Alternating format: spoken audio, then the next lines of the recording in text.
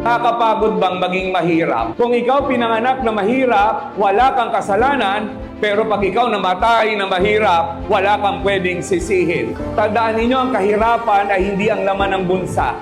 Ang kahirapan ay ang laman ng isip. Kaya mahirap hindi dahil walang laman ang bulsa. Kaya mahirap kasi ganon mag-isip. Una sa lahat, wag nyo tanggapin na mahirap kayo.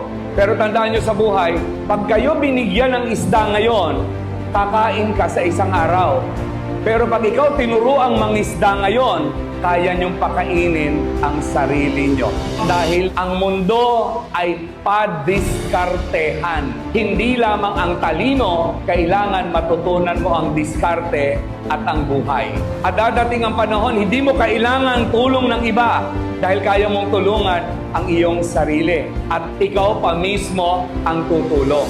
Tandaan nyo, ang edukasyon ang susi ng inyong tagumpay. Para bagang maraming pintuang pwede kang pasukin, may dala kang susi. At ang susing ito, kaya niyang buksan lahat ng pintuan na pipiliin mo. Kaya ngayon, kung gusto nyo na umulad sa buhay, kailangan mong mag-aral.